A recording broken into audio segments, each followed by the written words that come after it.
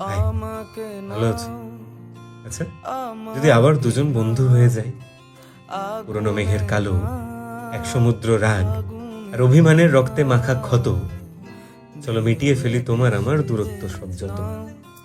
অন্ধ প্রেমের গান, শূন্য হওয়া দেশ আর চোখের জলের তিক্ত কোনো হাসি, চলো তুমি আমি পুতুল সাজাই বড্ড পাশাপাশি। পছন্দের এক রাত, নিয়ন লাইট ঘেরা আর ছাদের দেশে জ্যোৎস্না টলমল, এত ভাবনা কিসের? নতুন কোনো গল্প হবো চলো। মুহূর্তের এক প্রাণ, শান্তি লেখা চিঠি আর উপড়ে ফেলা মিথ্যে সকল সাজ।